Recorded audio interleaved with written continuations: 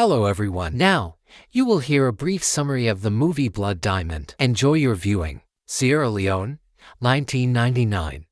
There is a civil war raging in the country for the right. Control the diamond mines. Solomon woke his son up early in the morning. It's a whole 5 kilometers to walk to school, but only after getting an education. Guys can achieve something. Instead of spending our whole life catching fish. How his father arrived in the village with armed rebels. And without further ado, they started shooting the local population. Solomon hid his son and ran to his wife and younger children. He helped them get out of the house, but the man himself was knocked to the ground. A guy lost his arm to an axe. Solomon was supposed to be next, but the commander decided, will this sturdy guy be suitable for working in diamond mines? Annihilating the population. The revolutionaries burned down the village. The mine diamonds are used for purchasing weapons. Captain Poison declared to the slaves that the Revolutionary Front has so liberated them, so they should be satisfied. One of the prisoners found a small stone and hid it in his mouth. Poison took the diamond and immediately executed the man. Donnie Archer is taking advantage of the tense situation in the country. He supplies the militants with weapons in exchange for diamonds. The petty rebel commander wanted to trick him at first, because of what I almost ended up without grenade launchers. Therefore, I still poured out a decent handful of stones. When crossing the Liberian border, Danny introduced himself as a journalist. He walked with the shepherds, and the border guard suspected something. Really, diamonds were sewn into the goat's skin. The smuggler tried to bribe his way out, but he was caught and taken to the capital, Freetown. Meanwhile, Solomon discovered a gigantic pink diamond. Right at this moment, the pump broke down. The guard got distracted, and Solomon hid the stone between his fingers. I asked for leave to go to the toilet. Poison carefully searched the servant, but I didn't find a diamond. Solomon wrapped it in a piece of cloth and was already about to bury it, but I still screwed it up. Fortunately, at that moment, the base was attacked by government troops. The commander was wounded, and yet Solomon managed to hide the diamond beforehand. How was he arrested by the military? So they ended up in neighboring cells with Donnie. Poison started shouting all over the place. Solomon hid a gigantic diamond somewhere. Donnie got out of jail quite quickly. His adventurous friend was eager to find this pink diamond and sell it to billionaire Vendy Capu. You just need to gain Solomon's trust. One Danny's pebble. I still managed to hide something inside the dental crown. He got a bunch of cash for it. Solomon received a decent sum of money when they got him out of jail. Danny met an American woman named Maddie Bowen at the bar. A woman is actually writing an article about the bloody African diamonds. But Maddie is not going to give up. She intends to put Vendy Capu in jail. While Donnie was walking around, Cardell searched and ransacked his apartment. This is the person of the colonel's client, to whom Danny was supposed to deliver that handful of diamonds. Solomon hopes to find his loved ones among the refugees, but their names are not on the list. Alas, they are still in danger. The rebels threw something. The devil got into the car and took Danny away in an unknown direction. I flew to South Africa and met that very colonel. He commands a private military company. The cunning one is selling weapons to the rebels, and at the same time, he was hired by the government for suppression. Danny served under the command of the colonel during the rebellion, and now the colonel is already involved in smuggling for him. He knows about the pink diamond. You screwed up the deal, and you owe me money. Give me the stone as payment for the debt. Danny returned to Sierra Leone and found Solomon. However, the man doesn't want to get in touch with him. The rebels started to indoctrinate the young prisoners' brains and teaching them how to handle weapons. Dave cursed and ordered Kalashnikov to shoot at the wall. He had a blindfold on his eyes, and the guy didn't know. I just killed a person. In the evening, Poison promoted him to captain. The boy will be able to get everything with the rebels. The revolutionaries have approached the capital of the country. All foreigners were advised to leave Freetown. Solomon got a job at a hotel.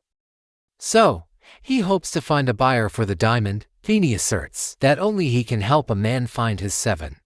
For this, he will take half of the stone's value. At this moment, the rebels stormed into the city, and they opened fire on the residents with machine guns. Our heroes ran between the cars, trying to save our lives. These scumbags don't spare anyone, neither women nor children. On the other side of the street, the government troops opened fire and mowed them down. Who managed to survive before this? The military themselves were shot at with RPGs and machine guns. The survivors were lined up against the wall and executed. The rebels have seized the capital, and now they are celebrating victory amidst corpses. The road from Freetown was guarded by 3 rebels. Danny outsmarted and eliminated them. Together with Solomon, they joined the huge colony of refugees. The gangster met Maddie and asked her for help.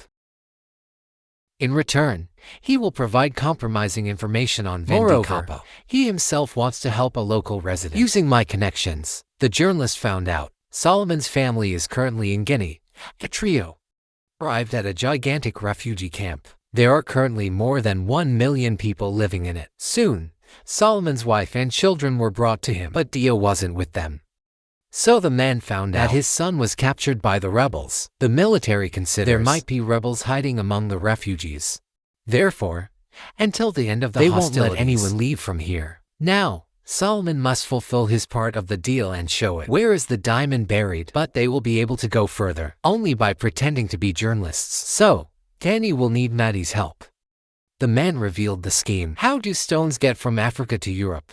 He has a list of names and account numbers, and Dennis is risking sharing this information. He hopes to find a stone and leave this place forever. Dennis pushed Solomon into the bus with reporters, but a trap was waiting for them ahead. During the shootout, the trio got into a car, and then I went under the protection of a military convoy. We are being transported to the rebels' base. Dia keeps brainwashing people. Like the other children, they all get hooked on prohibited substances to make zombies obedient.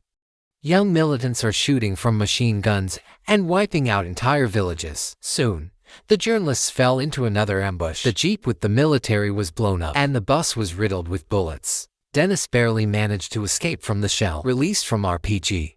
I had to go through the field to get rid of the persecution. However, the militants are not giving up and continue to shell them. When the car flew into the ravine, our heroes had to continue their journey on foot. They encountered aggressive Kamagers ahead.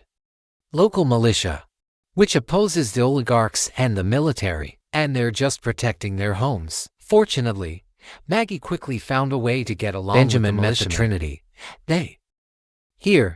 They are trying to get the children back to a normal life. Previously fell into the hands of the rebels. Benjamin personally knows many militants. In the morning, the teacher took the guests on the rebels' territory. At the first checkpoint, they were stopped by 2 guys with Kalashnikovs. Benjamin started a conversation with them, as if with my own students. But then Danny grabbed the bullet and slammed on the gas pedal. They reached the colonel's base. Where did they provide medical assistance to Benjamin? The colonel intends to destroy everything alive around him, just to find this ill-fated diamond.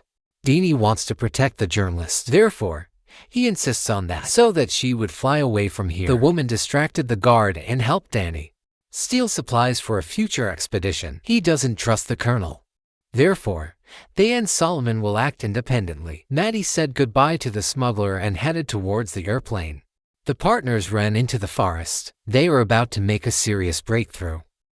Several cars with militants drove past them at night. Solomon seemed to think he saw his son and called him.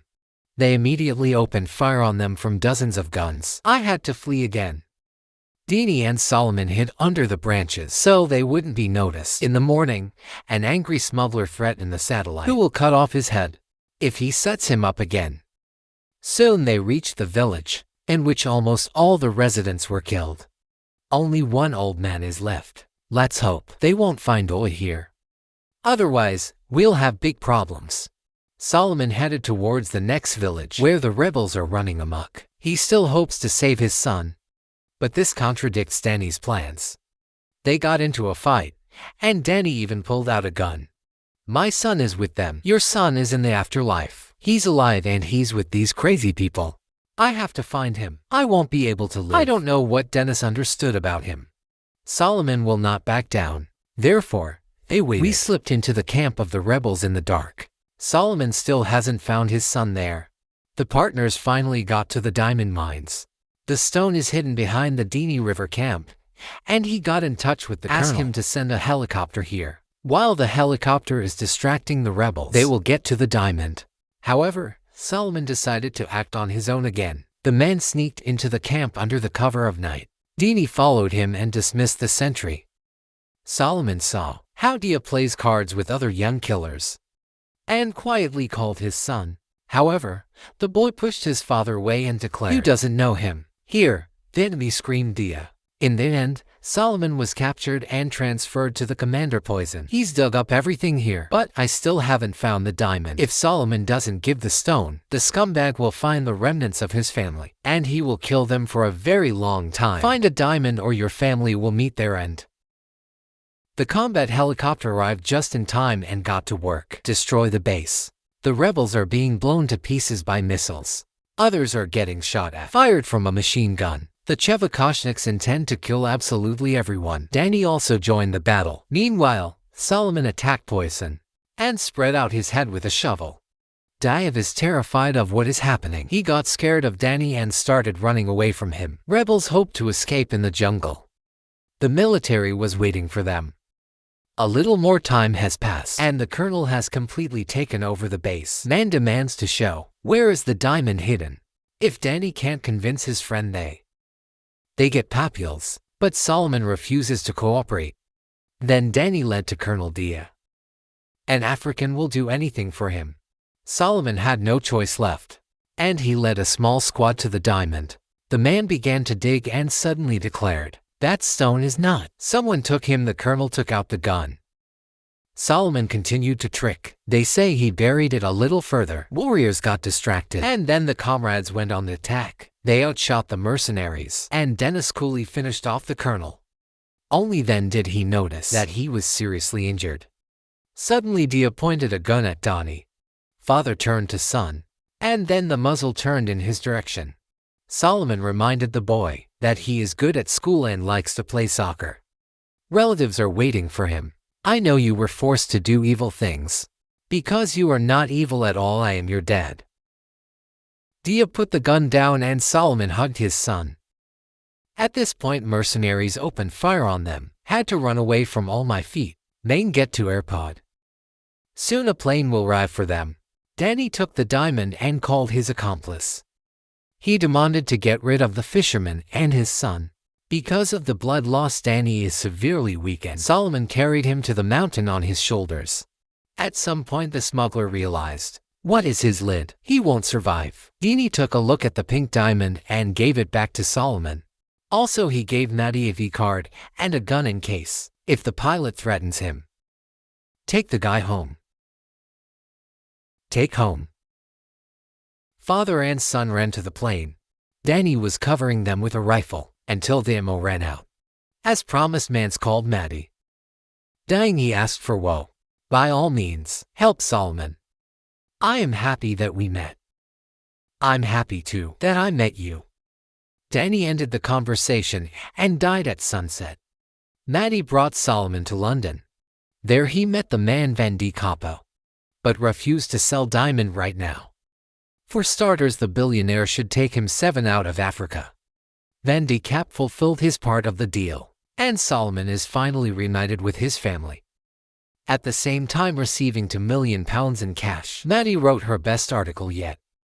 She accused the rich man of funding the war. Solomon was a key witness in the case. Thanks for watching and don't forget to subscribe.